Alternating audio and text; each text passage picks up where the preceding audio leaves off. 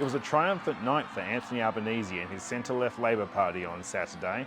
He's won an expanded majority in the Australian Parliament, defeating the Conservatives, led by former policeman Peter Dutton. Albanese is now the first Australian leader in over 2 decades to win 2 consecutive terms in government, potentially a sign that Australia's long-running political instability is now coming to an end. The Australian cost of living crisis was at the centre of this election campaign, with both parties promising hip pocket relief for households if they won.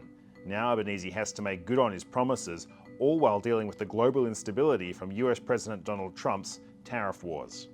In the lead up to the election, Trump placed a 25% tariff on all exports of Australian steel and aluminium, in addition to the 10% as part of his global tariffs that have now been largely paused. Albanese's political origins are the polar opposite of Trump's. On one hand, you have a left-wing political warrior who grew up in public housing, the son of a single mum, and the other a US billionaire who ran for power and is now a maverick statesman in his own country.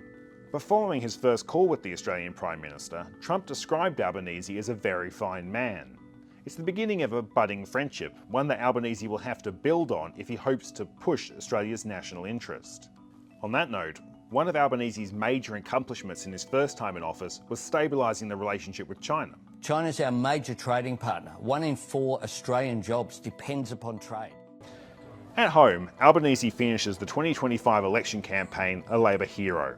But that won't help him overseas, where he's going to struggle with growing economic headwinds, an increasingly aggressive China, and Donald Trump's trade war.